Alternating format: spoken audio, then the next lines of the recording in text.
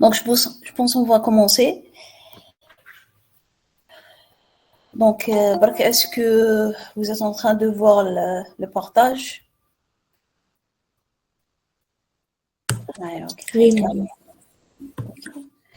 Donc, je vais enregistrer la séance. Et dès qu'il y a des étudiants qui veulent l'enregistrer, ça va être mieux. Sinon, on a ma chaîne YouTube ou je vais envoyer le lien aux délégués. Donc, voilà, donc je suis mademoiselle Amrous. Je pense qu'il y a des étudiants qui me connaissent déjà. قريتهم. راني نشوف des noms que je connais. Donc, ce module, c'est le module de MAPS. Donc, MAPS, ça veut dire quoi? C'est modélisation et évaluation des performances du système. Ok, donc, on va étudier comment modéliser et évaluer les performances du système. C'est un module un peu théorique. La preuve m'a fait HTTP. Donc, il se base sur la modélisation. Donc, vous allez avoir des automates, mais des automates probabilistes, et des formules. Mais bon, le module Ahiban Saïb, mais il est très, très, très facile. Il faut juste comprendre. Il a fait tout, ça va pas être difficile du tout. Okay, donc, essayez de me suivre, de m'arrêter à chaque fois que vous avez un problème avec quelque chose. Inch'Allah, vous allez comprendre très bien. Ok, donc je vais essayer tout au début d'introduire quel module, ça veut dire quoi. Donc, c'est quoi la nécessité derrière ce module? Donc, créer un système informatique qui répond au mieux aux exigences du cahier de charge. Donc, pour n'importe quel système informatique, il y a un cahier de charge. Le cahier de charge, c'est les exigences d'un client. Il va nécessiter tel et tel critère son système. Donc, nécessite la première étape que le créateur de système il va faire, il va modéliser le système par des concepts formels. Donc, on des concepts formels, ça peut être UML, qui la plupart de vous a fait un projet de fin d'études à base d'UML, et ça se peut autre chose. Donc, monsieur UML. Donc, on peut modéliser notre système par des schémas, qui m'a fait un mal, ou là des équations mathématiques, ou là les deux, des schémas et des équations. Et par la suite, on va valider a priori ce système à travers le calcul d'un certain nombre de paramètres de performance. Donc, on va calculer pour notre système quelques paramètres et depuis ces paramètres, on va décider est-ce que le système ou là. Parmi ces paramètres, par exemple, juste désolé au début, il y a beaucoup de gens que je dois accepter. بنقولوا لي واسمه باكس او يمشي ولا ماشي يمشي. الو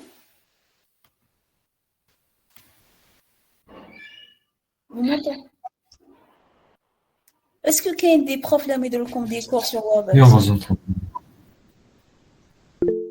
ايه باسكو انا ما حبش يمشي لي قلت peut-être le problème avec ma boîte برك. Limite fait le problème d'acceptation. معليش on va voir comment faire.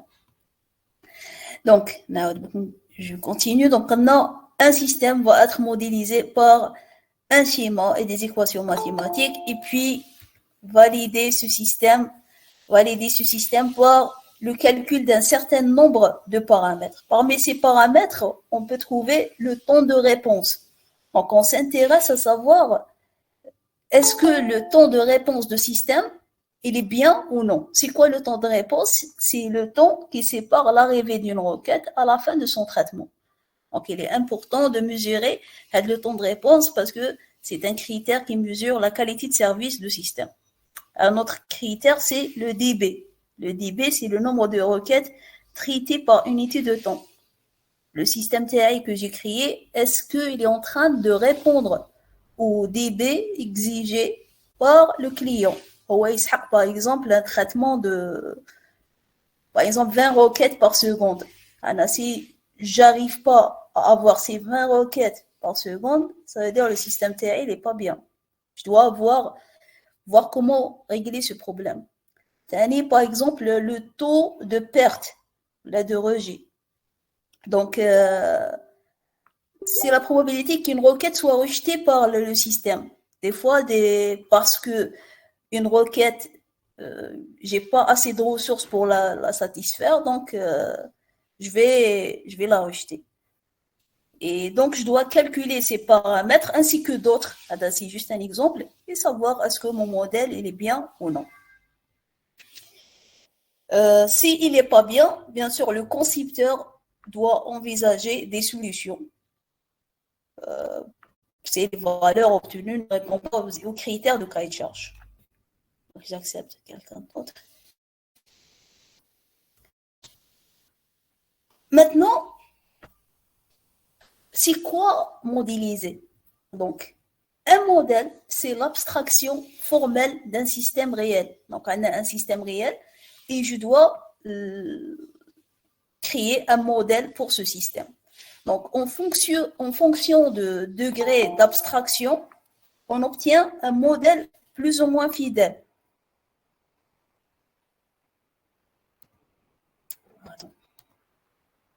Donc, comme un modèle, c'est l'abstraction d'un système réel. Et selon le degré de l'abstraction, on va obtenir un modèle plus ou moins fidèle à ce système réel. Donc, si on a un modèle très fidèle à son système, ça veut dire ceci va nécessiter sûrement un modèle très compliqué. Un modèle qui est très fidèle au système réel. Donc, ça va être un modèle très compliqué. Et dans l'autre sens, si je vais créer un modèle peu fidèle, dans ce cas, ça va être un modèle trop simple. Donc, je dois jouer sur la fidélité et la simplicité. Donc, je dois créer un modèle entre vraiment fidèle au système réel, sinon il va être très compliqué, donc ça va être très facile de l'analyser, très difficile, pardon, à l'analyser, et il ne doit pas être aussi un modèle trop simple, sinon il va être peu fidèle. Ça va être, sur l'analyser, il ne va pas du tout correspondre au système réel.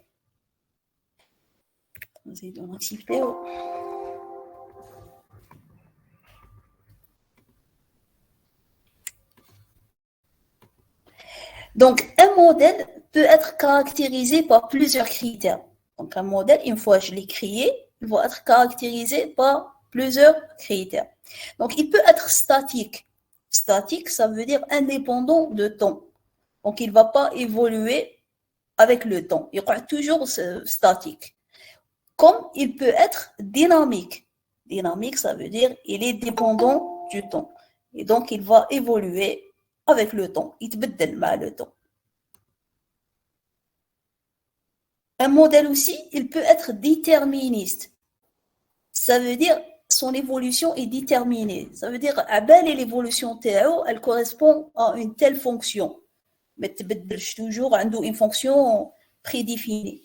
Comme il peut être stochastique. Stochastique, ça veut dire il dépend du hasard. Ça veut dire l'évolution تاعو راح تكون elle suit des lois de probabilité. Ça dépend. Peut-être il va être ça, peut-être il va être ça. Donc, il y a une probabilité qui donne pour telle évolution une valeur, une autre évolution, une autre valeur. Un modèle aussi, il peut être discret comme il peut être continu. Ça veut dire les valeurs تاعو يقدروا يكونوا des valeurs discrètes appartiennent à Z ou des valeurs réelles continues qui appartiennent à R. Un modèle aussi, les trois critères. Donc, un modèle peut vérifier un seul critère. Ça veut dire qu'il soit statique, soit dynamique, déterministe, stochastique, discret ou continu. Comme il peut être une hybridation entre ces trois mots, ces six caractères. Donc, il peut être statique et déterministe, ou statique et stochastique. Donc, il peut être une hybridation. Dans ce cours, on va étudier principalement trois types de modèles. Donc, on va étudier les chaînes de Markov, discrètes et continues. on va étudier d'autres modèles qui s'appellent les files d'attente et on doit étudier les réseaux de Petri. Donc, les trois modèles, on va les étudier. On va voir comment, à travers les chaînes de Markov, les files d'attente et les réseaux de Petri, on peut modéliser des systèmes réels et comment calculer les paramètres de performance qui peuvent nous indiquer est-ce que ce système réel, il répond aux exigences de clients ou non. Donc, c'est ce qu'on va faire. Je vais accepter.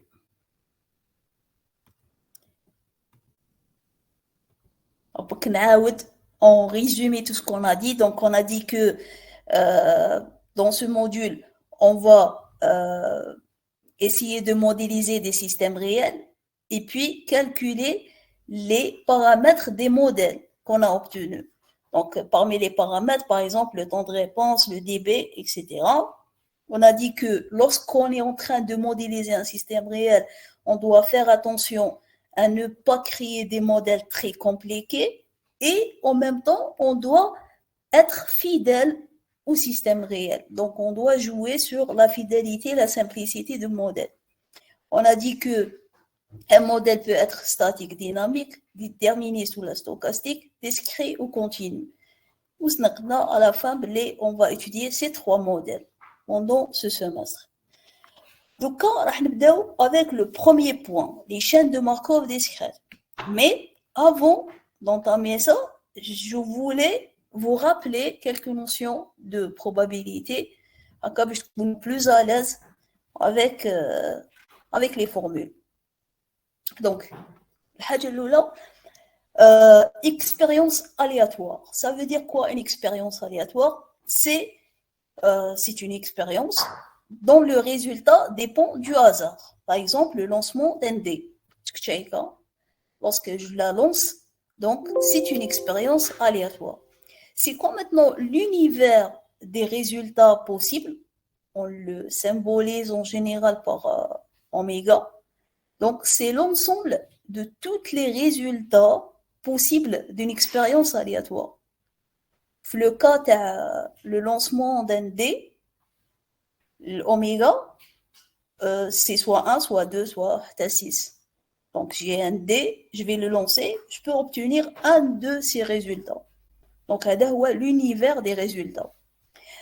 Maintenant, c'est quoi un événement?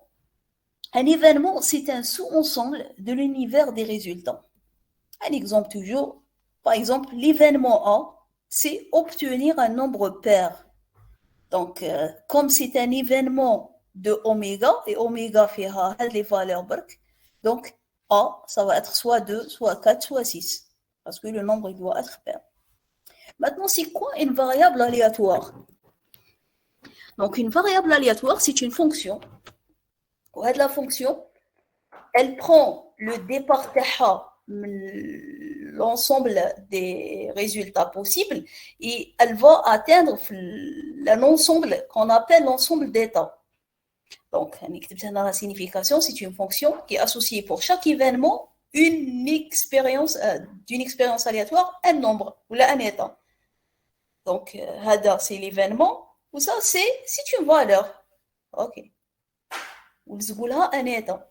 Un exemple, par exemple, la variable aléatoire qui est associée à notre oméga, les rois 1, 2, 3, 4, 5, 6, moins 1 et 1.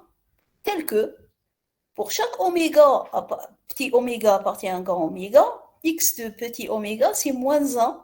Il y a le petit oméga 1, 2, 3. Sinon, c'est 1. C'est quoi la signification de ça? Ça, c'est une variable aléatoire qui signifie qu'on gagne un dinar si l'utilisateur lance 4, 5, 6, il a 4, 5, 6, x de petit oméga égale 1. Et qu'on perd un dinar si je lance 1, 2, 3, moins 1.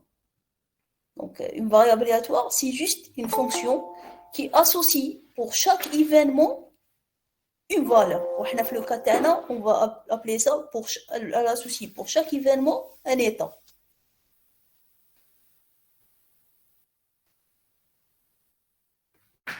OK. Donc jusque-là, on a défini c'est quoi l'expérience aléatoire, c'est quoi l'univers des résultats, c'est quoi les événements et c'est quoi une variable aléatoire. Maintenant, si les variables aléatoires, on a deux variables aléatoires, soit les discrètes, soit les continues. Donc discrète, VAD, ça veut dire variable aléatoire discrète. Donc on dit qu'une variable aléatoire est discrète si l'ensemble d'états d'une variable aléatoire est fini ou infini dénombrable. Qui veut dire la variable aléatoire, c'est de oméga à E. Donc c'est E qui décide est-ce que la variable aléatoire est discrète ou là elle est continue. D'après le E تاعها. Pardon. Donc il y a le E, c'est un ensemble fini qui m'a fait le cas à le D. L'ensemble de l'ensemble. Oui, voilà, on est un exemple. Non, le E il est fini, moins 1 ou 1. Donc, c'est une variable aléatoire discrète. Ou même s'il est infini mais dénombrable. Dénombrable, ça veut dire que je peux compter les nombres. Je les désigne. Par exemple, les nombres de l'ensemble Z, donc je peux les compter. C'est par exemple moins 100, moins 99, moins 0, 1, 2, 3, 4. Donc, c'est dénombrable. Donc, je peux les compter. Donc, dans ce cas, c'est une variable aléatoire discrète. Maintenant, la variable aléatoire continue. Donc, on dit qu'une variable aléatoire est continue si l'ensemble E, cette fois-ci, est un intervalle de nombres réels, non dénombrables. Bien sûr, dès qu'on dit intervalle, donc une fois on dit intervalle, même le cas de l'intervalle bien 0,001 et 0,002, il y a une infinité de nombres entre les bornes d'un intervalle. Quelles que soient les valeurs, toujours qu'il y a une infinité de nombres entre eux. Et donc, dans ce cas, on appelle la variable aléatoire continue. Un exemple, par exemple, la fonction random qu'on utilise en informatique, une variable x, par exemple, int x égale random, j'appelle comme ça. À chaque fois, elle me donne une valeur dans x, aléatoire. Et donc, elle me donne une valeur réelle. Et je ne peux jamais savoir combien de valeurs elle va me rendre. ترجع toujours, par exemple, ترجع لي une fois 0,9, des fois ترجع لي 10,1. Donc, elle donne des valeurs réelles. Donc, هذه c'est une variable aléatoire continue.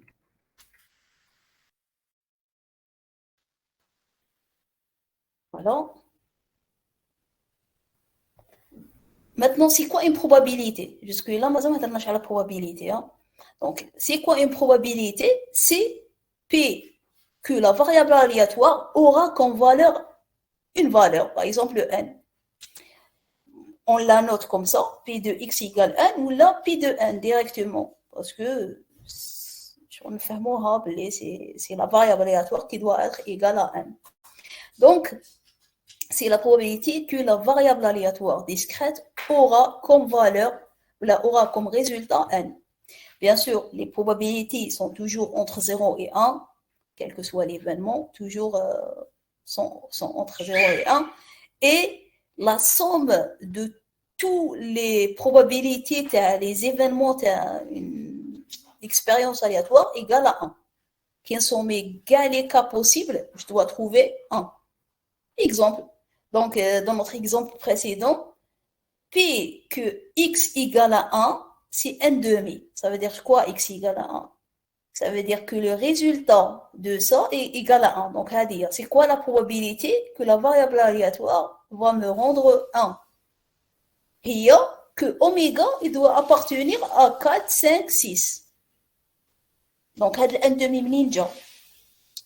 Car pour que x égale à 1, le oméga doit appartenir à 4, 5, 6. Et puisque dans un D, le lancement est un D, la proba d'avoir une valeur, c'est 1 sur 6. Un D, c'est quoi la probabilité d'avoir 1? C'est quoi la probabilité d'avoir 1? C'est 1, 6. C'est quoi la probabilité d'avoir 2? C'est 1, 6. Et ainsi de suite. Donc, gars 1, 6. C'est un dé fait 7 وجوه.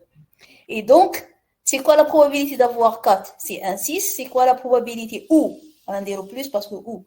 Donc, c'est quoi la probabilité d'avoir 5? C'est 1, 6. 6, c'est 1, 6. Donc, je somme, j'obtiens un 2. C'est pour ça, la probabilité que la variable aléatoire aura comme résultat 1, ou had le 1, vous faites attention, had le 1, c'est pas celui-là.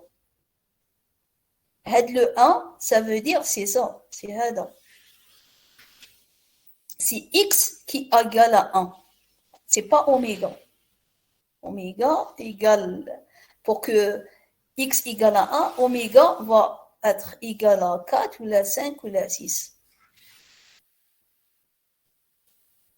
Est-ce que pas que ça va jusque-là?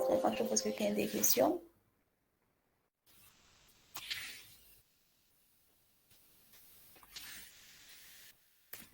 Donc, jusque-là, je suis en train juste de vous faire une petite révision des probabilités pour que, après, on va se lancer sur les modèles de Markov.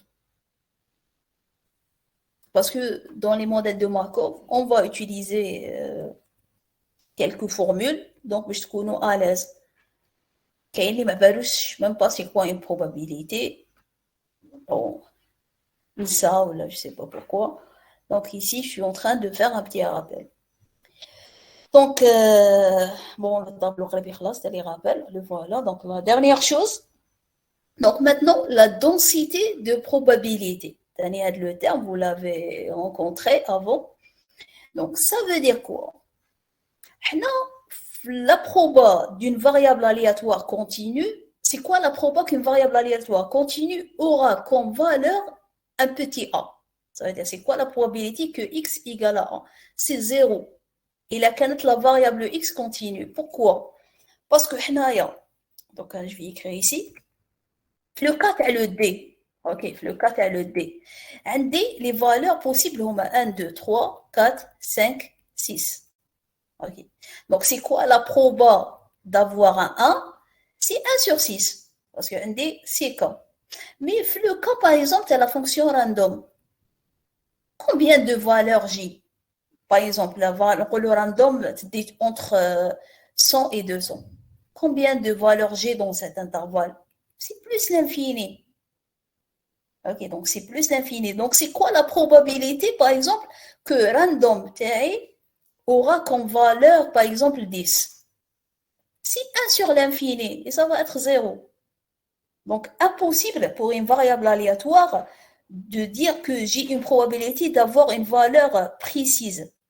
Bien sûr, le cas, c'est les variables aléatoires continues. Impossible, une variable aléatoire continue, d'avoir une probabilité supérieure à 0 pour avoir une valeur précise.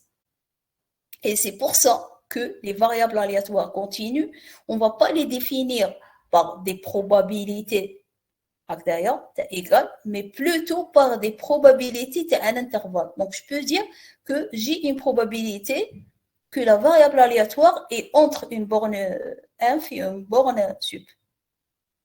Plutôt des inf ou des sup. Donc, je peux calculer par contre la probabilité que random aura comme valeur, par exemple ici 15 ou ici 5. Donc ici, je peux avoir la probabilité. Et cette probabilité, c'est quoi? C'est l'intégrale entre la borne inf et la borne sup de la fonction de densité. Donc là, et la fonction de densité, c'est celle-là. Et chaque loi de probabilité a une fonction de densité prédéfinie. Donc la densité, c'est quoi? On l'utilise. On l'utilise parce qu'on a un problème avec les probabilités, les variables aléatoires continues. Parce que impossible d'avoir une valeur fixe. Monsieur, la probabilité d'avoir une valeur fixe, c'est 0 lorsque la variable est continue. Et donc, ils ont créé une autre notion qui est la probabilité que la variable aléatoire continue sera dans un intervalle. Et ici, le résultat va être l'intégrale d'une fonction qu'on appelle la fonction de densité. Et l'intégrale de cette fonction entre toutes les valeurs possibles, donc moins l'infini plus l'infini, égale toujours à 1. Et un exemple des fonctions de densité très, très utilisées, et même dans ce cours, on va l'utiliser. Donc, très rare, je ne fais pas ça.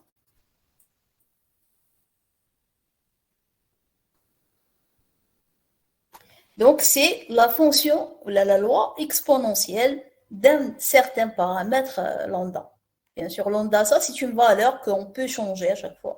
Donc, cette fonction de densité, elle s'écrit comme ça, c'est lambda exponentielle moins lambda x. C'est juste une fonction. Elle est définie comme ça. Donc, c'est une loi de probabilité. Pourquoi elle est connue? Parce qu'il y a beaucoup de phénomènes naturels qui suivent cette loi. Donc, la nature, on trouve pas mal de fois cette loi qui se répète dans la nature. Maintenant, c'est quoi la moyenne ou l'espérance d'une loi de probabilité? On l'appelle moyenne ou on l'appelle l'espérance. Donc, la moyenne, comme son nom l'indique, c'est une valeur qui caractérise la position de l'ensemble des valeurs d'une variable. Donc, comme c'est les valeurs d'une variable, le centre dialogue. Le centre dialogue, qui m'appelle la moyenne. Donc, le cas des variables discrètes, on calcule la moyenne, donc on le symbolise par EX pour dire espérance de X. C'est la somme des les valeurs fois la probabilité de ces valeurs. Et le cas tel continu, c'est l'intégrale de moins l'infini plus l'infini de x f de x dx. Donc faites attention, c'est pas la même chose que celle-là. Hadi, mais c'est la même chose. Donc regardez, il y a x ou donc ça c'est la moyenne et ça c'est la probabilité entre b et 1. Ok. Donc, par exemple, pour la loi exponentielle,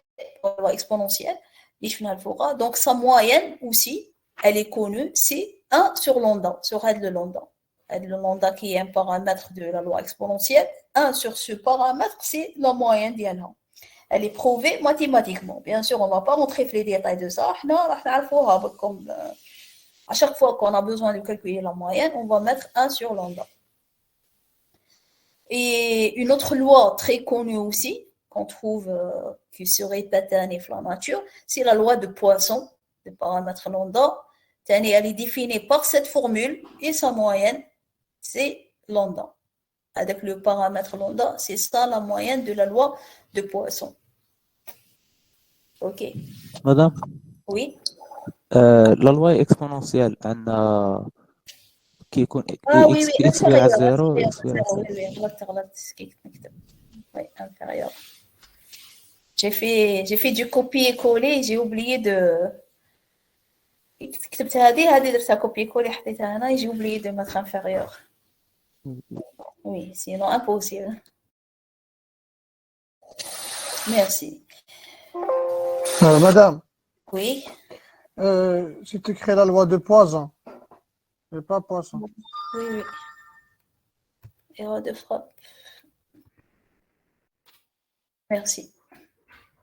De rien. Ok, donc avant de quitter l'introduction, rappel des lois de probabilité, je vais vous rappeler juste quelques formalismes que vous connaissez, mais juste pour les rappeler. Donc, soit A et B, deux événements. Donc, on a A, la probabilité de A union B, c'est quoi? C'est la probabilité de A plus la probabilité de B moins la probabilité de A intersection B. Donc, si l'intersection entre ces deux événements, elle est nulle, donc l'intersection entre ces deux événements, c'est un ensemble vide, donc la probabilité de cet événement, ça va être 0, parce qu'il n'y a rien entre ces deux éléments, donc ça va être la probabilité de l'ensemble vide qui va être 0, et donc la probabilité de A union B, c'est PA plus PB. La probabilité du complément d'un événement, c'est 1 moins la probabilité de l'événement.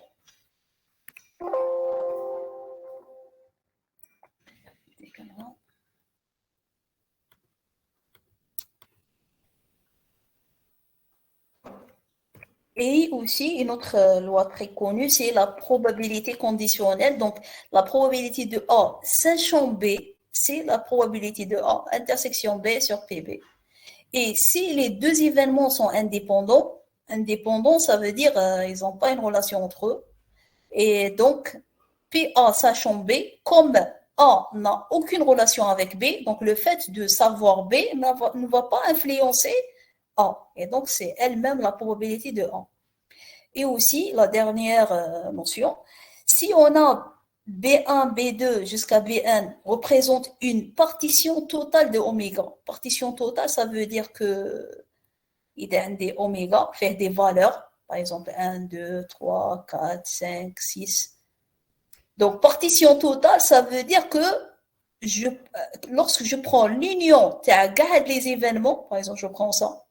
Donc, 1, c'est une partition. 2, c'est une partition. 3, 6, c'est une partition. 4, 5, c'est une partition. L'union de tous ces partitions, j'obtiens oméga une autre fois. C'est ça une partition totale. Donc, s'il représente les événements une partition totale de oméga, alors P de n'importe quel événement, c'est quoi? C'est la somme de P de A, sachant les B هادو, fois B, ça veut dire واحد منهم BK fois la probabilité de BK. Et je somme tous les, ça veut dire, ça veut dire BA fois BA, sachant que maintenant, on va supposer que هذا اسمه B1, هذا B2, هذا B3, وهذا B4. Donc ça va être P de A fois P de A B1. Ah, pardon, c'est P de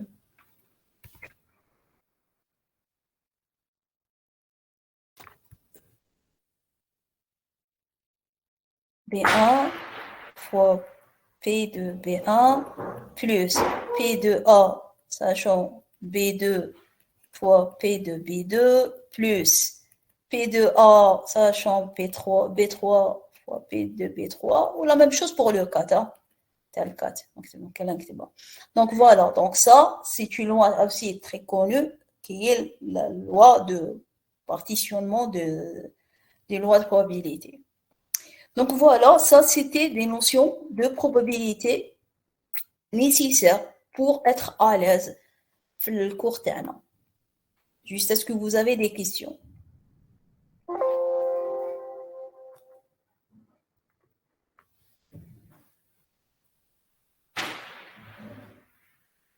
Ok, il n'y a pas de questions. Juste parce que lorsque je partage la présentation, j'arrive pas à voir les questions. Donc s'il y a des questions au cours que je présente, واحد فيكم يقول لي il y a des questions.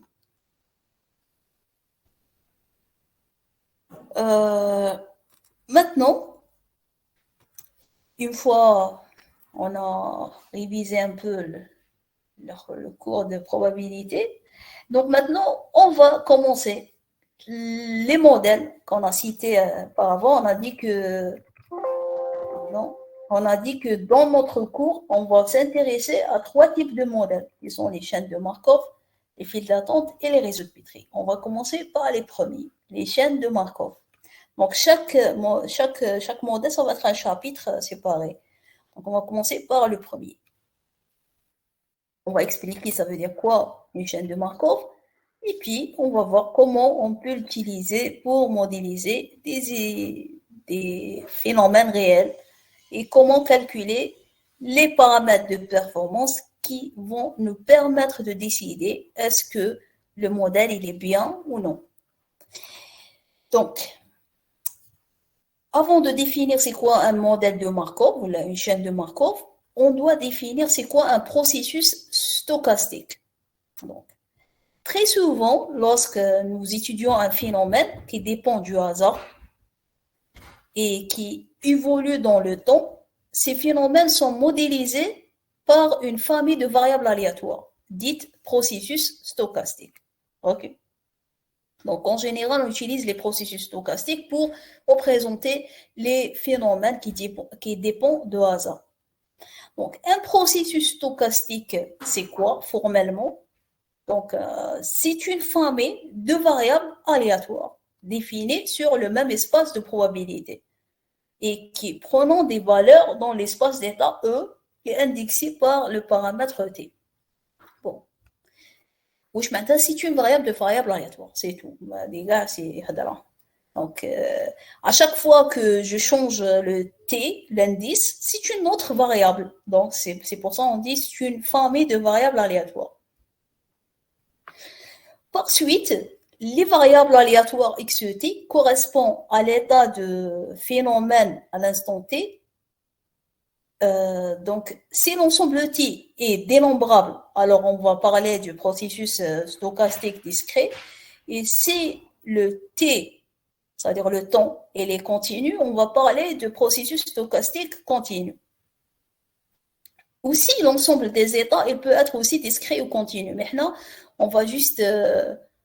les états, toujours, on va au début les considérer discrets, parce qu'on est dans les modèles de Markov discrets. Et puis... on va parler de d'autres choses. Donc, au début, on a appelé le processus stochastique, c'est une famille de variables aléatoires. Et si le temps est discret, on va considérer le processus stochastique discret. Si le temps est continu, on va considérer que le processus stochastique est continu. Maintenant, c'est quoi un processus markovien? Donc, c'est un processus stochastique, ça veut dire c'est une famille de variables aléatoires, qui satisfait la propriété de perte de mémoire, qui est annoncée comme suit. Donc, c'est quoi la propriété de perte de mémoire? La probabilité que, à l'instant n plus 1, j'aurai la valeur g, sachant que, à l'instant n c'est l'instant qui est juste avant le n plus 1. J'ai une autre valeur, in. في l'instant اللي تجي مور هذه مور الان j'ai une autre valeur qui est in moins 1. نكمل jusqu'à l'instant initial. Donc, le fait d'avoir tout ça comme information, donc je veux calculer la probabilité d'avoir à l'instant n plus 1 la valeur g, sachant tout un historique. Elle est exactement égale à la probabilité que la variable à l'instant n plus 1 égale g, sachant juste son historique proche. Donc, إذا c'est le futur, n plus 1, ça c'est le présent. Donc, le futur ne dépend que du présent, il ne dépend pas du passé. Comme c'est le fait de l'information sur le présent, je peux déduire l'information de futur. C'est ça, la propriété de perte de mémoire. Ça veut dire, parce que les deux probabilités sont égales. Donc, c'est ça. Si j'ai un phénomène qui vérifie cette caractéristique, on va l'appeler processus markovien. OK. OK. Donc, c'est ça la caractéristique des modèles de Markov. Donc, ceci veut dire que l'évolution du processus à l'instant n plus 1 ne dépend que de son évolution à l'instant n et pas de celle de l'historique du processus. Donc, elle ne dépend pas de l'historique, elle dépend juste du présent. Donc, lorsque l'ensemble des états E d'un processus markovien est discret, on appellera ce processus une chaîne de Markov. Donc, qui connaît l'état E discret, on va se permettre de l'appeler chaîne de Markov. Ce n'est pas la peine de l'appeler processus markovien. Donc, chaîne de Markov, c'est un processus markovien dont l'ensemble d'états est discret. Donc, maintenant, si le temps est dénombrable, ça veut dire fini ou infini. Donc, fini, qui m'a là 1, 2, 3, 4, 5, 6. ماشي le temps. Fini, ça veut dire un temps fini. ou l'infini, moins dénombrable, ça n'a rien à voir avec le 1, 2, 3, 4, 6, c'est pour ça que je l'ai effacé. Donc, on dira que c'est une chaîne de Markov discrète. Et si le temps il est continu, on dira que c'est une chaîne de Markov continue. Donc, CMTD, ça veut dire chaîne Markov temps discret. CMTC, chaîne Markov temps continu. OK. Donc, très brièvement. Donc, un processus stochastique, c'est quoi? C'est un processus qui dépend du hasard. Donc, à chaque fois qu'il y a un phénomène qui dépend du hasard, ça veut dire عشوائي, je dis que c'est un processus stochastique. Plus formellement, un processus stochastique, c'est une famille de variables aléatoires. Et un processus markovien, c'est quoi? C'est un processus stochastique. Ça veut dire c'est un processus qui dépend du hasard et en plus, il a la propriété de perte de mémoire, qui veut dire que la probabilité que j'aurai un résultat à l'instant n plus 1 ne dépend que du résultat qui vient juste avant l'instant actuel. Donc, le fait je peux décider, je peux avoir une probabilité vers le futur. Et on a dit que lorsque l'ensemble des états, les états, ça veut dire les i ou j, lorsque l'ensemble des états est discret, dans ce cas, on va l'appeler chaîne de Markov. Donc, on peut simplifier. On va processus, mais on va appeler chaîne de Markov. Et lorsque le temps, il est dénombrable, donc c'est une chaîne de Markov discrète. Et lorsque le temps, il est continu, ça veut dire que c'est une chaîne de Markov continue. Est-ce que ça va jusque-là? Donc, on va rajouter juste quelques slides et on va voir un exemple. Parce que jusque-là, on a des exemples. Attends, on chauffe l'exemple maintenant. Voilà. Donc, 3 slides et on va voir un exemple.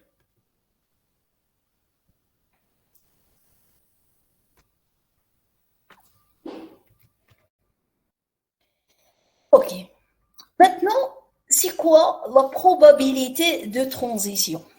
Donc, on appelle probabilité de transition les probabilités de passer de n'importe quel état I vers un état G, qui appartient bien sûr à l'ensemble des états.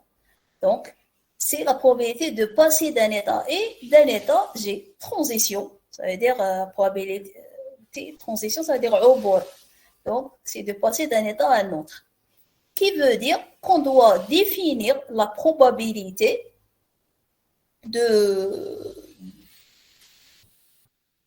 la probabilité que x n plus 1, ça veut dire à l'instant n plus 1, j'aurai un g, sachant que j'avais avant un i. C'est ça la probabilité de passer d'un état i vers un état g. Ça veut dire définir la probabilité que à l'instant précédent qu'elle a un n, ou du cas, à l'instant n plus 1, je vais avoir un g. Donc, j'ai passé de I vers G. Un exemple. Donc, si on a 3 états, par exemple, I, G, K, et supposons que le processus démarre à l'instant t égale 0 depuis l'état I. Donc, on a un des 3 états. I, G ou K. On suppose qu'on démarre de là. On démarre de l'état. Donc, lorsque je dis je suppose que je démarre de cet état, ça veut dire la probabilité que x0 égale i, c'est 1. J'ai une certitude que je suis ici, l'instant i égale 0.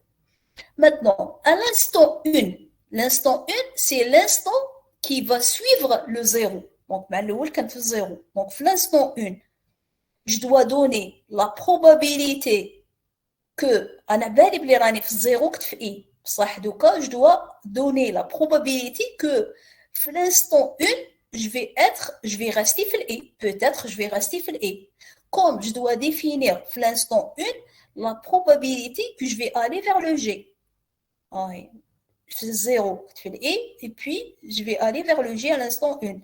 Comme je dois aussi définir la probabilité que كنت في I, et puis je vais être في الكار الخطرة. Donc je dois donner les probabilités. في l'instant 2, je dois définir quoi? Donc في l'instant 2 ما باليش وين راني.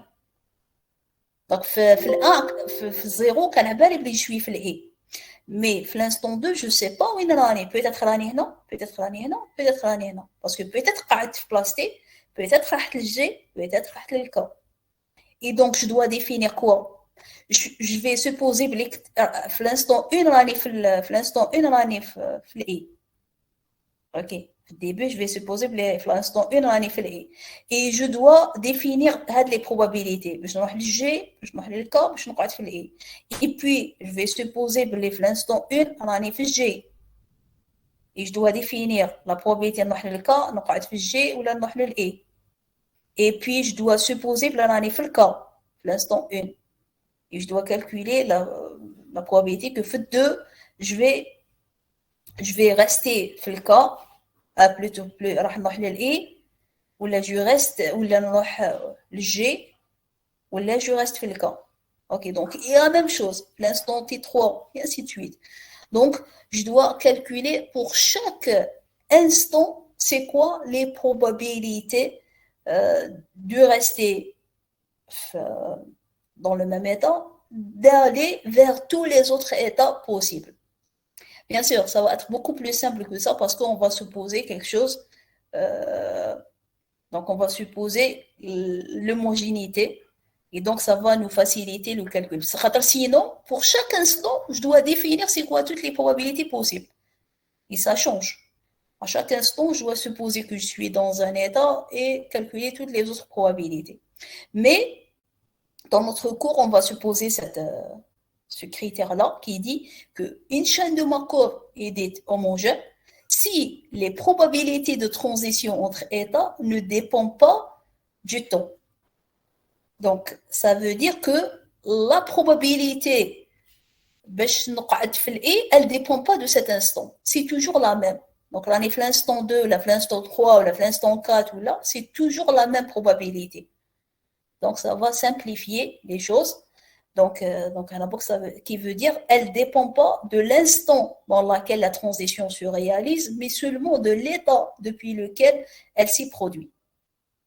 Qui veut dire que la probabilité d'être fait un état G à l'instant n plus 1, sachant que l'instant précédent, ça veut dire que n, j'étais à l'état E, égale PIG. C'est la probabilité de faire la transition de I à G. Elle ne dépend pas de l'instant. Ça veut dire qu'elle ne va pas varier à chaque fois que je change le N. Toujours c'est stable. Donc dans ce cas-là, je vais définir juste ça. Définir غير واحدة منهم. Donc هادو كاع ما définirهمش. C'est pas la peine l'instant 0, l'instant 2, l'instant 4 et ainsi de suite. Je donne ces 9 probabilités et c'est bon. 9 parce que j'ai 3 états. Donc, je suis obligé de donner une matrice et puis il y aura les 3 états. Donc, I, G, K. Bon, maintenant, I, G, K. Donc, c'est quoi la probabilité? Non. D'être, كنت في الإي راح نروح للإي, كنت في الإي ونروح للجي, كنت في الإي ونروح للك, et ainsi de suite. Donc, يطيحوا لي 9 probabilités. Donc, le fait de les définir, ils vont être indépendants de temps. Quel que soit l'instant, les رح فيها, toujours c'est les mêmes probabilités.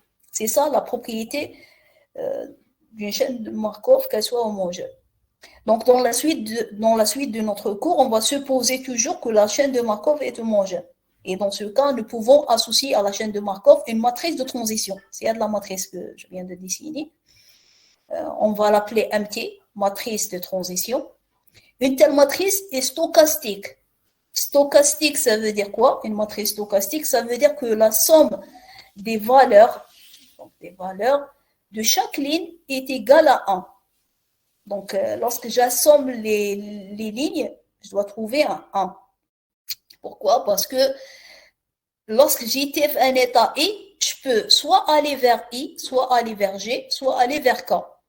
Ou comme je n'ai pas un autre choix, donc واش قلنا من قبيله قلنا باللي elle vient de... Bon, je ne sais pas ici. Alors, la somme de toutes les probabilités possibles, tous les événements possibles, égale à 1, une loi de probabilité. Donc, lorsque je somme tous les événements possibles d'un univers de résultats, je dois obtenir un 1. Et donc, ici, comme le fait que il a rani I, l'instant précédent, l'instant de futur, je peux soit être I, soit G, soit K. Donc, je somme et j'obtiens un 1, la même chose. Est-ce que vous avez des questions jusque-là?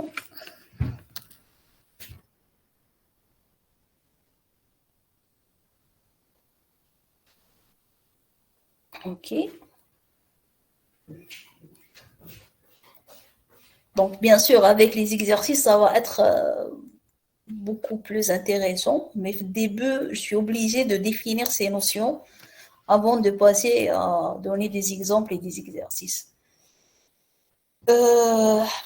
Donc, pour que vous ne perdez pas la relation, donc, on a les chaînes de Markov. Les chaînes de Markov, c'est un type de modélisation des phénomènes naturels. Donc, définir à quoi? Un processus stochastique, on a dit que c'est un processus qui dépend du hasard. À chaque fois qu'on dit quelque chose qui dépend du hasard, je vais l'appeler processus stochastique. Et un type particulier des processus stochastiques, c'est les processus markoviens. Un processus markovien, c'est un processus stochastique qui se caractérise par la propriété de perte de mémoire. Perte de mémoire, ça veut dire que l'état du processus dans le futur ne dépend que du présent. Il ne dépend pas de l'historique. Et on a dit que on a besoin de définir les probabilités de transition entre états du processus markovien et c'est quoi? C'est la probabilité d'être un état G, sachant que j'étais présent dans l'état I. Et on a dit que normalement on calcule cette probabilité pour chaque instant, mais le fait qu'on va supposer que les modèles de Markov sont homogènes, ceci veut dire que la probabilité d'être θ G, sachant que précédemment j'étais θ E, elle ne va pas dépendre du temps, mais elle va dépendre juste des deux états. Donc, elle va différer à chaque fois que j'ai des états différents. Par exemple, ici, la probabilité, je suis dans I, je reste dans I, par exemple, on va dire 0,5, et d'aller vers G, par exemple, c'est 0,2, et puis d'aller vers K, c'est 0,3. Bien sûr, lorsque je somme, je dois avoir un 1. Dans les cas possibles, 0,5, 0,2, 0,3, c'est 1. Donc, elle dépend juste, elle ne dépend pas à quel instant. Par exemple, à 14 heures, j'étais ici, ou à 15 heures, on suppose que l'unité c'est 1 heure, donc à 14 heures j'étais ici, à 1 heure je suis ici. Même par exemple à 17 heures, à 18 heures, la probabilité elle va rester toujours 0,3. Le mohem 18 heures, elle passe aussi 17 heures. Bien sûr, c'est l'instant précédent. Hein. Ça dépend de l'unité de temps. Et dans l'unité de temps, c'est 1 heure, donc 18. Le passe ça veut dire moins une unité de temps, c'est 17. Donc toujours la probabilité de 0,3. Bien sûr, et quand il y a 18 heures ou par exemple 16 heures, c'est pas 0,3 parce que il y a deux unités de temps et donc et où les 18 heures, le passe c'est pas 16, c'est 17, c'est pas 16. Alors, نشوفوا هنا بلي هنا n وهنا n plus 1. C'est différent, on doit faire attention à ça. Bon. Donc, après. Donc, une chaîne de Markov discrète est complètement définie si on donne ces deux informations. Donc, une chaîne de Markov, elle est complètement définie si on va donner ces deux informations. Lesquelles? Donc, on donne un graphe orienté dans lequel chaque nœud représente un état de la chaîne. et les transitions entre les états sont pondérées par les probabilités de transition d'un état de la chaîne à un autre. Donc, c'est un graphe. Les nœuds sont les états et les transitions sont pondérées. Pondérées, ça veut dire étiquetées. Sont étiquetées par les probabilités de transition entre états. Comme aussi, on peut donner la matrice de transition. Donc, soit on donne le graphe, soit on donne la matrice. C'est la même chose. On a une matrice, on écrit ici. Il I c'est 0,5 ou il G c'est 0,2 ou il K c'est 0,3. C'est exactement comme si j'ai donné un graphe. Le graphe ou la matrice c'est équivalent. Okay, c'est la même information que je suis en train de donner. Pardon. Donc, je dois donner soit le graphe, soit la matrice, et je dois donner les probabilités d'états initiaux. C'est-à-dire, je dois donner à l'instant 0, j'étais où. Donc, l'écriture, ça veut dire quoi? Ça veut dire ça, c'est un vecteur. Ou qui m'a fait les états, on a 3. I hada, il appartient à E. Ça veut dire qu'il m'a là. Je dois donner P0 égale Pi, l'instant 0, il était. C'est quoi la probabilité d'être l'état E à l'instant 0? C'est quoi la probabilité de l'instant 0 d'être l'état G? C'est quoi la probabilité d'être l'état K à l'instant 0? C'est ça, ce vecteur-là. On l'appelle vecteur de probabilité d'état initiaux. Donc, si je donne à l'instant 0, j'étais où, et je donne le graphe de transition entre états, ça veut dire que j'ai défini complètement ma chaîne de Markov. Je dois donner ces deux informations pour que la chaîne soit complètement définie. Directement, on va passer vers notre premier exemple qui va expliquer un peu pourquoi on est en train de dire tout ça.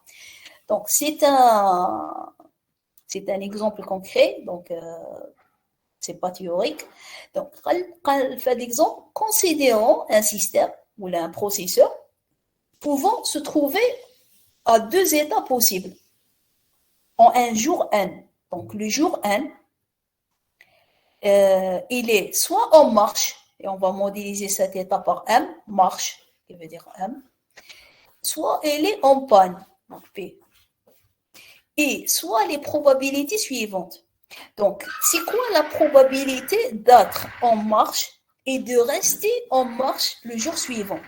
Donc, comment حسبوا les probabilités que quand on marche, par exemple mardi, et de rester en marche mercredi.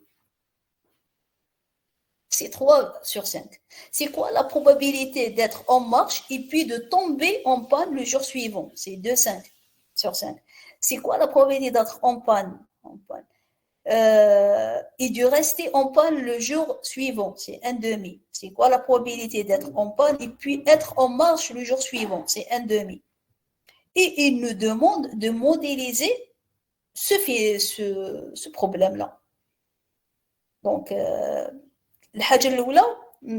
est-ce qu'on peut le modéliser par une chaîne de Markov? Pour qu'on peut le modéliser par une chaîne de Markov, il doit être un processus stochastique. Ça veut dire qu'il dépend du hasard.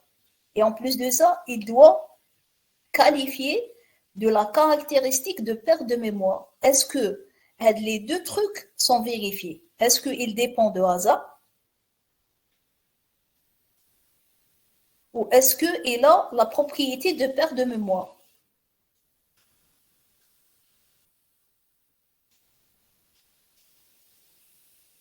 S'il vérifie les deux cas, les deux caractéristiques, c'est un processus de Markov. Donc, est-ce qu'il dépend de hasard? C'est une question. Oui. Oui. Pourquoi? Ah oui. Pourquoi? Parce qu'on ne peut pas savoir s'il va tomber en panne ou non. Oui, on n'a pas quelque chose de déterministe. En marche, il va tomber en panne sûr. Non, ils sont en train de nous donner des probabilités. Donc, peut-être il va tomber en panne. Alors, avec 3 sur 5. Ok, donc le fait de donner des probabilités déjà, c'est clair que il dépend du hasard. Maintenant, est-ce qu'il a la propriété de perte de mémoire? Non, il n'a pas la propriété de perte de mémoire. On Euh, doit connaître l'état précédent. et juste l'état précédent, c'est ça la propriété de perte de mémoire. Oui. Et donc, il vérifie cette propriété. Parce que il ne dépend pas des 10 jours avant. Il dépend juste de jours précédents. C'est quoi la propriété de perte de mémoire? Être dans un état à l'instant n plus 1, sachant seulement l'état à l'instant n. Le lendemain, c'est quoi? C'est l'état futur aujourd'hui. Donc, là, faites l'exemple, ils sont en train de dire la probabilité d'être et puis de tomber en panne le jour suivant. Donc, نعرف وين راني اليوم نقدر نقول لك avec quelle probabilité راح تكون غدوة.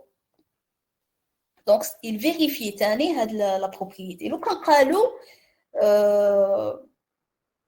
Donc, le jour suivant, c'est n plus 1.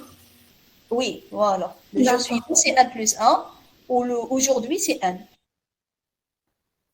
Ok, donc il vérifiait la propriété d'être un processus stochastique, il vérifiait la propriété de perte de mémoire, et donc c'est un modèle de Markov. On peut modéliser ce problème par un modèle de Markov. Donc voilà, c'est ce que je suis en train de dire à Naya. Pardon. Le fait que la probabilité du jour suivant ne dépend que du jour actuel,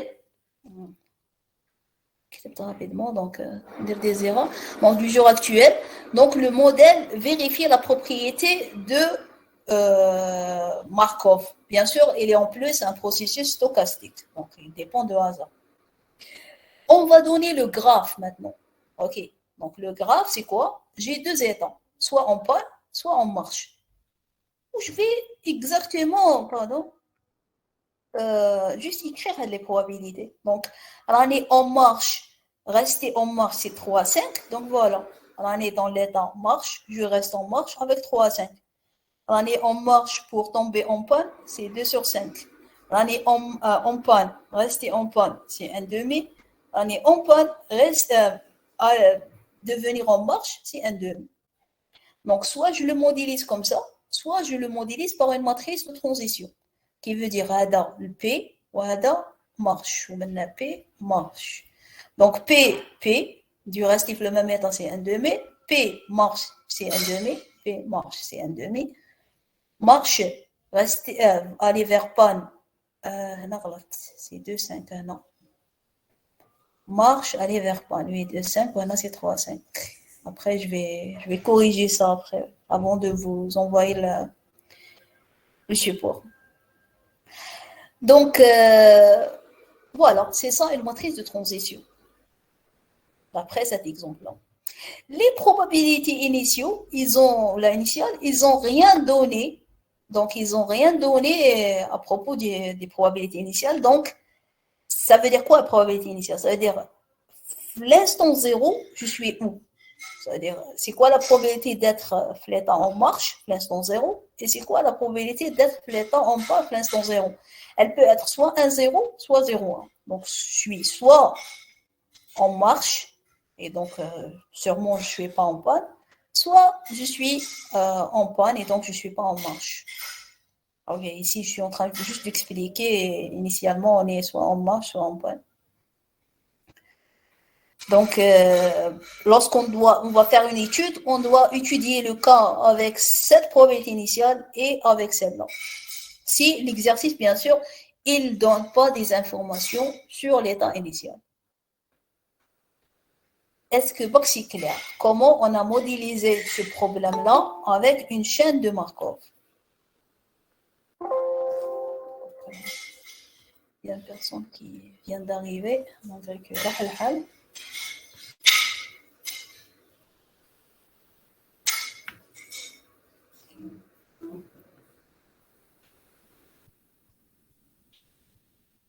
ok, donc, je vais voir est-ce qu'il y a des questions écrites. Non.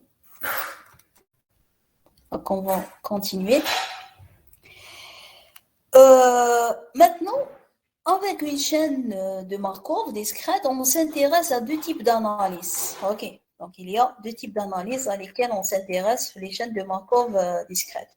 Donc une analyse transitoire, et elle s'intéresse à prédire l'état du modèle à un instant n, qui veut dire calculer le vecteur de probabilité pour un instant n. Ça veut dire je veux savoir, par exemple, après 14 jours, comment mon système va évoluer. Donc, je précise un instant, une étape, et je vais essayer d'étudier qui fait que le système tel, il va évoluer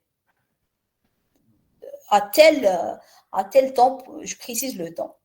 Ou là, une analyse stationnaire. Une analyse stationnaire, elle s'intéresse à prédire l'état du modèle lorsque il atteint sa stabilité. Ça veut dire après un fonctionnement très long. N, il va aller à l'infini. Donc, des fois, il y a des modèles que après plusieurs répétitions, ils vont se stabiliser. Bien sûr, cette propriété, elle n'est pas vérifiée pour n'importe quel modèle. On va voir quand elle est vérifiée et puis comment calculer les probabilités dans le cas stationnaire. Bien sûr, on va détailler le cas, chacune de ces deux étapes. Est-ce que c'est beaucoup de notions? Je suis au début, avant les exercices. On termine quand, madame? Bon, on va rajouter 10 minutes et on va s'arrêter. D'accord. On va rajouter beaucoup de choses. C'est beaucoup de notions. En plus, même, on ne va pas faire de TD parce qu'à la fin, je n'ai pas trouvé un exercice qui traite juste une portée. Parce que les exercices, on a besoin de d'autres notions. Je dois les définir avant d'entamer l'exercice. Donc, on va laisser le TD pour le présentiel. Donc, on dit beaucoup ou j'arrête. Ok, donc, dans les modèles de Markov, on va s'intéresser à deux types d'analyse. Soit transitoire qui veut dire c'est une étape, ça veut dire l'évolution du modèle à un certain n, je précise le n, et soit l'évolution du modèle à l'infini. On va commencer par la première, l'analyse transitoire. Donc, l'analyse transitoire, c'est quoi? On s'intéresse à calculer le vecteur de probabilité d'état à l'instant n. Maintenant, je dois calculer un vecteur de probabilité qui va me dire c'est quoi la probabilité d'être à un état à cet instant-là. Et tel que le P et N, c'est la proba que xn égale e. Lorsqu'on avait 3 états, I, G, K, ça veut dire P de N, c'est quoi? C'est, lorsque j'écris comme ça veut dire ça, c'est plusieurs éléments qui existent. À chaque fois que I va prendre une valeur dans le grand E, la valeur, elle va être une autre valeur. Donc, qui a des 3 états? Le E égale les 3 états. I, G, K. Donc, je dois calculer la probabilité d'être l'état E à l'instant N, la probabilité d'être l'état G à l'instant N et la probabilité d'être l'état K à l'instant N. C'est ça. Donc, l'analyse transitoire, je dois préciser un N et j'essaie de calculer la probabilité d'être fait les états à cet instant que j'ai précisé. Comment calculer cette probabilité? Comment calculer ce vecteur? Et se calcule de la manière suivante. Donc, le vecteur de probabilité à l'instant n, c'est le vecteur de probabilité à l'instant n-1 fois la matrice de transition. Comme, comme ça, c'est P n-2 fois la matrice de transition puissance 2. يكمل حتى يلحق P à l'instant 0 fois la matrice de transition puissance n. Donc, en général, le vecteur initial, on le donne. Pour définir une chaîne de Markov, on doit donner son état son graphe de transition, le graphe ou la matrice de transition qui veut dire la même chose, plus les probabilités initiaux. Donc, je dois donner ces deux données pour que je dise que j'ai défini une chaîne de Markov. Et puis, pour calculer le vecteur de probabilité à n'importe quel instant, il suffit juste de faire la multiplication entre P, le vecteur à l'instant 0, fois la matrice de transition puissance l'instant dans lequel je veux prédire l'état du système. Donc, la matrice MT puissance N, donc c'est la ligne I, ou c'est la colonne G. Donc, les éléments تاعها, ça va être des probabilités. Il en a la ligne I, la ligne G. Ça veut dire que c'est la probabilité d'être l'état I et puis d'aller vers l'état G. Mais comme je suis ici N, donc ici aussi, ça va être un N. Et il représente quoi? Donc, la probabilité PIG d'aller de l'état I à l'état G à l'instant N, il représente la probabilité d'atteindre l'état J depuis l'état I après une étape, qui veut dire que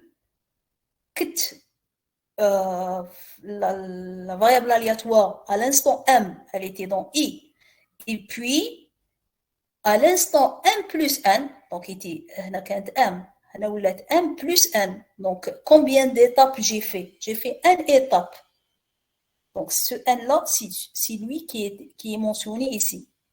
Donc, après une étape, MT, machine puissance, elle représente quoi? Si j'ai ici un PIG, c'est d'aller de I à G après une étape. Donc, avec le 1, ce n'est pas la peine de le mentionner. Ça veut dire des MT puissance 2.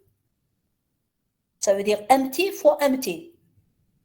راح نضربها deux fois avec la matrice. Les valeurs اللي راح يخرجوا لي ici, c'est P et G 2. Ça veut dire de aller de I à G après deux étapes. Qui veut dire quoi? بك نزيد نفهمها هذيك deux étapes. هنايا راني en panne. راني en panne, rester en panne. هذه c'est une étape. Ça veut dire, j'ai été en panne le mardi. Et puis, si je fais ça, ça veut dire le mercredi, je vais rester en panne. Parce que j'ai suivi cette probabilité. Maintenant, après deux étapes, ça se peut que nous sommes toujours comme ça. Mardi, quand en panne. Après, mercredi, toujours j'ai resté en panne. Et puis, j'ai resté encore en panne. Ok, donc c'est les 1,2 fois 1,2. Les 1,4. Donc la probabilité d'être en panne, et puis le jeudi, je suis toujours en panne. Donc c'est 1,2 fois 1,2. Comme je peux être comme ça, aller comme ça. Donc, on marche une étape, et puis de revenir en panne, une deuxième étape. Donc ça va être 1,2 fois 3,5. Donc, donc ça va être soit ça, soit, donc madame, soit c'est plus, soit c'est 1,2 fois 3,5. Parce que ça se peut que j'ai pris ce chemin-là. Je n'ai pas un autre choix. Parce que إذا رحت هكا ودرت هذا le choix, après je fais celui-là, ça va être 3 étapes. Ok, donc, juste ici, je suis en train d'expliquer c'est quoi l'analyse transitoire, c'est de préciser l'instant qui m'occupait. Je précise par exemple jeudi. Je sais où j'étais mardi. Ou la matrice de transition, les trollés, mercredi. Mais je n'ai pas l'information où je serai jeudi. Pour avoir cette information, je dois calculer. Donc, comment la calculer? Donc, quand mardi, je suis week-end pour avoir où j'étais jeudi, sachant qu'il y a deux étapes. هذه وحده وهذه زوج. Donc لازم الماضي نروح المرcredi, بعد المرcredi نروح الجودي. Donc dans ce cas là, donc on colle P jeudi. C'est quoi? C'est بالي mardi من كنت, donc P0 fois MT puissance mardi هنا ماشي 0 mardi. Donc c'est la matrice de transition puissance 2. Ok, puissance 2, c'est pas la peine de mettre ça, donc c'est puissance 2. Parce que, من mardi, لو كان نضربها بك في matrice de transition puissance 1, dans ce cas, je vais obtenir OJT mercredi. Mais lorsque je vais la multiplier puissance 2, ça va être OJT jeudi. نزيدو نكملو بوكس هادي ونحبسو parce que je pensais beaucoup de notions. Donc maintenant, les probabilités de la matrice de transition, il vérifie l'équation de Chapman-Kolmogorov. Donc ce nom-là, bon, c'est juste un nom, c'est celui qui a trouvé la formule. Donc oui, une question. Ok. Je pense que quelqu'un a besoin de micro. Donc, c'est la probabilité d'aller de l'état I vers l'état G en une étape, c'est la probabilité d'aller de l'état I à l'état K. K, c'est un état intermédiaire en une étape, et puis d'aller de l'état K vers l'état G, pardon, de n moins m. Donc, si on va calculer n moins 1 plus m, allez, نحسب هاد الأسس, ça va donner 1. Donc, comme c'est, je vais aller en m étape, ou le reste, c'est n moins m. Donc, c'est exactement ce que je suis en train de faire ici. Donc, pour aller de P, donc la probabilité pour aller de P à P en 2 étapes, c'est quoi? C'est soit la probabilité de هنا في هذا لو كا وشنو من لو كا هذا لو كا ici. J'aimerais bien تقدروا تحفظوهم comme des formules, mais انا ما نحبش l'étudiant يحفظ بك. C'est bien de comprendre.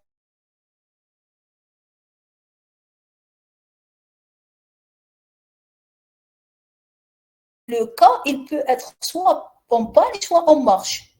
Il y a 2 étapes. Donc, ici,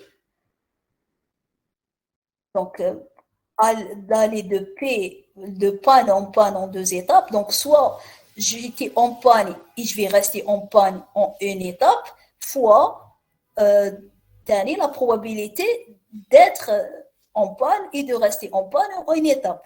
Ok, donc soit ça. Soit, donc, probabilité qu'en panne ou en marche une étape, plus pour dire c'est l'étape, c'est pas hausse.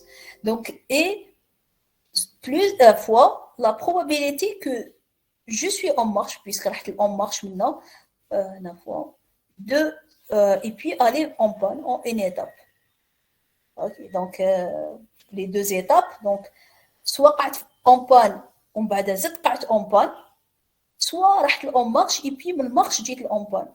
Donc si je calcule cette somme, comme on a fait ici, on va obtenir la probabilité que j'étais en panne et après 2 jours, je suis toujours en panne. C'est exactement cette formule. Donc, là, tu sens toutes les possibilités, tous les chemins possibles. Donc, lorsque tu sens tous les chemins possibles, tu obtiens la probabilité d'aller de E à G en une étape.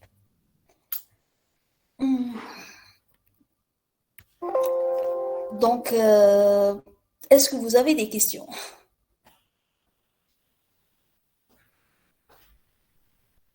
Madame, Oui. pouvez-vous nous envoyer le support du cours? Oui, bien sûr, je vais l'envoyer tout à l'heure. Ok, merci. Donc, si vous n'avez pas de questions, on va arrêter là. Je répète, ça a l'air compliqué, mais ce n'est pas du tout le cas. Vous allez bien comprendre les choses. Okay. C'est pas vraiment. Déjà, on a fait presque 50% du chapitre 1. Ah bien, j'ai donné beaucoup de notions. ودخلت شويه في لي ديتاي خاطر نقول لكم كيما هنا c'est une formule de sans expliquer vraiment ça veut dire quoi. Donc essayer de voir les choses de manière simple, c'est pas vraiment compliqué. Même avec les exercices, ça va être beaucoup plus simple.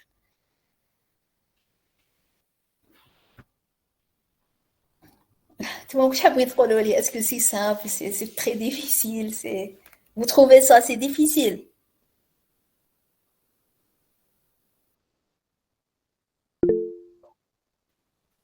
Bon, mais c'est ça, et bien. Ça a l'air très compliqué. Pas vraiment. Hein. Pour la dernière formule, sinon je vais répéter la dernière formule pour les gens qui ont compris ça, ils peuvent quitter la séance parce que je ne vais pas rajouter d'autres informations.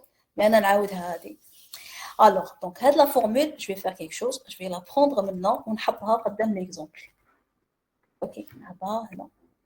Ah, voilà. Ok. Donc, je vais effacer un nom. Alors, cette formule, elle dit quoi? Elle dit لك حنايا كاين نكتبوا هاد la probabilité. J'étais en panne et je vais rester en panne. Probabilité 1/2. Ça veut dire en une seule étape وحده. Ça veut dire que N, la probabilité كنت en panne, ok. Ou le lendemain, tu es toujours en panne. En une seule étape, c'est 1/2. هذا واش راك تقول هنا. Mais maintenant, comment calculer la probabilité que j'étais en panne et puis je vais rester en panne, mais après 2 étapes, ça veut dire dans 2 jours, ماشي une seule journée.